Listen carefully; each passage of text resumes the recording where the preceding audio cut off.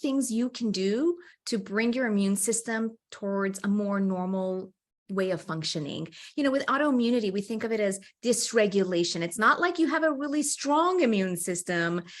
You just have an immune system that's forgotten the rules and it's starting to attack the wrong thing. So how do we get it to stop doing that? Now, again, everybody will have a different level of success with this, but it's worth doing because I don't think I've ever seen somebody do this and they go, you know what, I'm worse. So here are 3 tools, and I'll be very broad because I want you to just kind of get this in your head as like 3 things you can tap into. Number 1, lifestyle. Like, what are those daily decisions, small daily decisions you make every day that you're sending signals deep into your DNA to turn on specific genes, which means you turn on specific pathways. And so what are those decisions? Well, the type of foods you're going to put in your body, how you're going to move your body today, how you're going to sleep, how do you manage the stress that's in your life?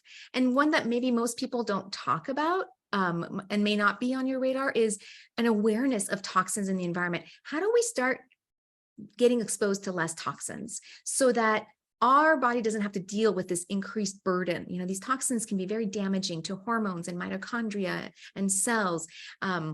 So lifestyle is of key importance. And whether or not you're on DMTs, I think it's a no-brainer, like it has to be part of your care if you really, truly want to live well with MS. Number 2, community. I did this alone the first 2 years because I was so afraid of even speaking the words MS out loud because I didn't want to put it in the universe. So I suffered in silence. And now I say, no suffering allowed. Like, you come to our groups and we'll talk through it, right? There's nothing that we can't have a conversation about and help you brainstorm and figure out how you can move forward. There's a lot of healing that happens in community. And we don't even have to meet in person because we know even through Zoom, it works. I've been seeing patients exclusively on Zoom, and it's just been wonderful. So having the community of people that understand what MS is really powerful. And then the third thing I would say is engaging in positive emotions and joy. Like, think about the thoughts going through your head. Are they positive or negative?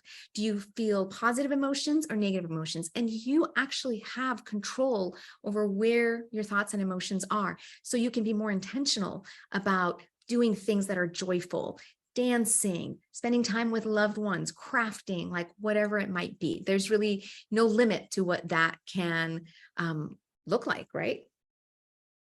Absolutely. Oh, and I think you covered most of the things I wanted to mention here. I'm so glad though that you mentioned joy, because this is something that I struggled with a lot. I stopped singing for so long, a lot of the things that brought me joy.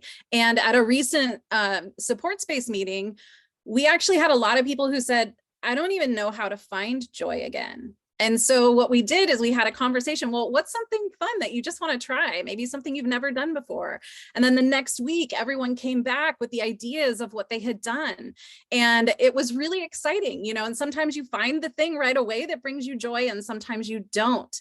But if you're having a hard time finding joy, there's also a great cognitive behavioral therapy thing called behavioral activation. And there's an entire misunderstood episode on that. It's a really simple process, but oh my gosh, within a couple of days of using behavioral activation, you can lift yourself to a much higher place of positivity.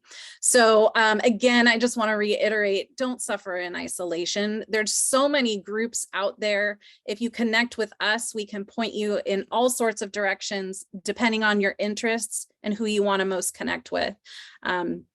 Just don't suffer in isolation. People are here and we're stronger together.